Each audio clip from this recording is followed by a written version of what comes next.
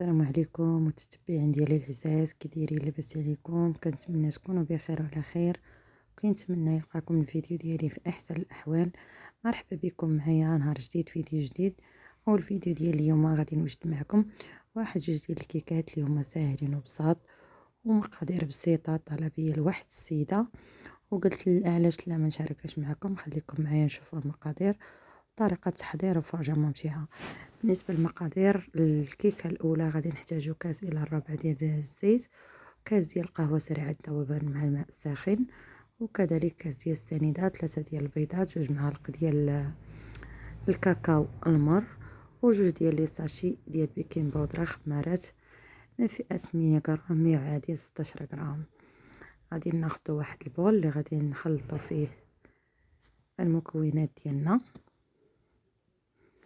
بالنسبه لهاد الكيك هادي راه وجدتها معكم ديجا شحال من مره، غير كان اليوم هاد السيده طلبات مني الطلبيه هادي جوج ديال الكيكات، وقلت علاش لا ما نشاركهمش معكم. كنتمنى يعجبوكم وكنتمنى تجربوهم. فالكيك راه مقادير وحده، ولكن كيف ما قلت لكم لوغو كيختلف في كل مره واشنو كتبغيو تدخلوا فيه. وحتى بالنسبه للكريمه، كل كريمه واشنو غتبغيو تدخلوا فيها، اش من لوغو تدخلوا فيها. هنا كيف كتشوفوا معايا ضفت الكاس ديال السنيده، وضفت كذلك قبصه ديال الملح لتصحيح الضغط ضروريه، و3 ديال البيضات. وغادي نطرب هاد البيض مع السنيده كيف العاده حتى كيذوب معانا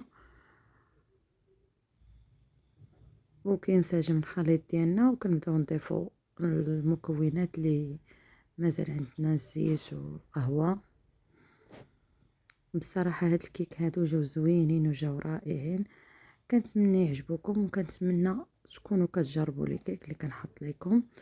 وإلا عجبوكم ما تنسونيش من لايك واشتراك في القناه وفعلوا الجرس باش توصلوا دائما بالجديد، وبارطاجيو الفيديو مع العائله والاحباب. وكنبغي نشكركم على التتبع ديالكم وعلى التعاليق ديالكم الجميله وعلى الوفاء ديالكم، فكنقول لكم شكرا بزاف بكم باش انا مستمره. شكرا لكم جزيلا. كما كتشوفوا معايا ضفت الزيت، وكذلك غادي نضيف القهوه صافي، وكنخلطوا العناصر مزيان مع بعضها، وكنبداو نضيفوا الدقيق. بالنسبه لهاد الكيك هذا فهزت معايا جوج ديال الكيسان بعبار الشاي، كاس الشاي بعبار العنبه، وجوج ديال المعالق كبار مملوئين من البودره ديال الكاكاو. جوج ديال المعالق كبار من الكاكاو المر. تقدروا تستعملوا حتى الكاكاو الحلو حتى هو ماشي مشكل بالنسبه اللي كيبغي الحلاوه. صافي، وكنخلطوا الكيك ديالنا بهذه الطريقه هذه اللي كتشوفوا معايا. هنا كنضيفوا الكاكاو اللي عندنا. كيف ما قلت لكم فانا ضفت جوج ديال المعالق كبارين مملوئين ديال الكاكاو المر. صافي، وكنخلط العناصر جيدا مع بعضياتها. الا بغيتوا اللون داكن بزاف راه تقدروا تزيدوا الكاكاو، وهي جوج ديال المعالق فراه كيعطيونا لون داكن، كتجي اللون ديال الكيكه اسود بزاف. كيف ما كتشوفوا راه هو اللون باين. صافي، وكنبقاو كنخلطوا حتى كنعسلو على القوام اللي بغينا. هنا كيف كتشوفوا معايا كنضيف جوج ديال الخمارات،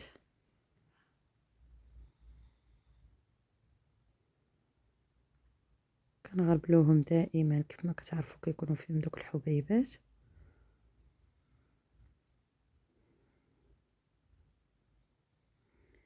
بعد ما غربلتهم فغادي نضيف تقريبا واحد المعلقه كبيره ديال الخل.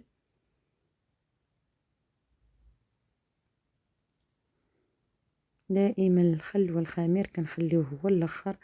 كيف ما كتعرفوا الخل كيتفاعل مع الخمير ودابا البرد فكتعطينا نتيجه زوينه. دائما نخليو البيكين بودره هي الاخرى ونضيفوا عليها الخل، كتنجح معنا الكيكه وكتعطينا كيكه اللي مهويه من الداخل وكتكون رائعه.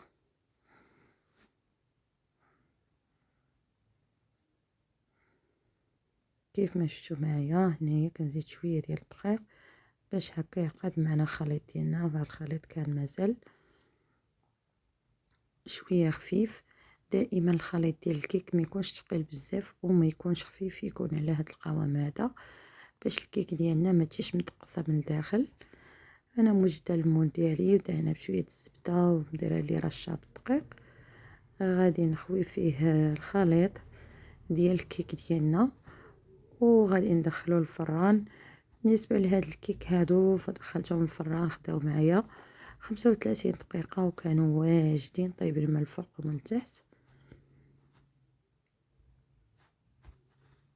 كيف ما شفتوا معايا انا نزلت الخليط ديالي في المول كامل وغادي ندخلها الفران. من بعد ما طيب نخليها طيب غادي نوجدو الكريمه اللي كيف ما قلت لكم دائما كنوجدها معكم. غادي نحتاجو 2 كيسان ديال الحليب. بالنسبه للحليب فكيبقى على حسب الكميه. انا درت الكريمه على حسب الكيكات بجوج، غير وكان انا قسمتها النص درت فيه النكهه ديال الكراميل والنص درت فيه غير النكهه ديال الكوك. درت فيه معلقه ديال الكوك كيف ما شفتوا معايا. درت 2 معالق ديال المايزينا اي نشا الذره و2 معالق ديال السنيده ومعلقه ديال الكوك اي جوز الهند. صافي كنخلطهم مع بعضهم مزيان وغادي نحطهم على النار حتى كتقاد معنا الكريمه وكتكون الكيك ديالنا وجدات. مباشره كنصبوهم عليها كما شفتوا معايا. فهنايا كنضيف السنيده، ضفت 2 معالق ديال النشا الذره و2 معالق ديال السنيده ومعلقه ديال الكوك اي جوز الهند. هاد جوز الهند فكتبقى اختياريه نتوما واشنو بغيتو تفضلوا ديروه. بالنسبه لهاد لي كيك انا وحده درت فيها الكريمه بجوز الهند وعاود غطيتها بالشوكولات ان مولاتها طلباتها بالطريقه هذه. والكيك الثاني درت فيها الكريمه وضفت معاها فلون بنكهه الكراميل. هنا كيف ما كتشوفوا معايا هذه هي الكريمه اللي وجدت معكم اللي فيها معلقه ديال الكوك. فانا كنصبها على الكيك ديالي وغادي نخليها في الثلاجه شويه حتى تجمد. عاد نعاود نضيف فوق منها شوكولات اسود انها تحط طلب ديال السيده هي اللي بغات هكا. دابا غادي نخليها تجمد ومن بعد غادي نوريكم الشكل النهائي ديالها.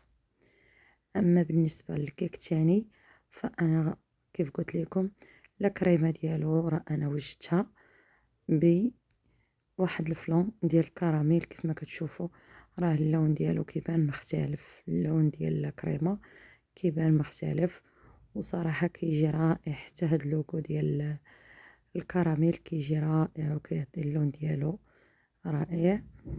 هنايا كما شفتوا معايا انا كنسقي هاد الكيك الثاني بالكريمه حتى هي وغادي نخليهم يبردوا شويه. بعد ما يبردوا شويه عاد غادي نزينهم. فكنقول لكم التزيين دائما كيبقى على حساب الرغبه وعلى حساب المتوفر. بالنسبه للمتوفر في البيت اللي عندنا متوفر نقدروا نزينوا به ونقدروا نخليو حتى لي كيك ديالنا بهذا الشكل هذا فراهم كيجيو زوينين وكيجي المنظر ديالهم جميل. بالنسبه لي انايا خديت شويه ديال اللوز ايفيلي اللي حمرته شي شويه وزينتهم بهذا الشكل هذا اللي كتشوفوا. كنتمنى ينال الاستحسان ديالكم وكنتمنى يعجبكم لي كيك ديالي. وإلا عجبكم ما تنسونيش من اللايك والاشتراك في القناه وفعلوا الجرس باش توصلوا دائما بالجديد. والفيديو ديالنا وصل النهايه ديالو. ما سخيتش بكم. دمتم في رعايه الله وحفظه والسلام عليكم ورحمه الله تعالى وبركاته.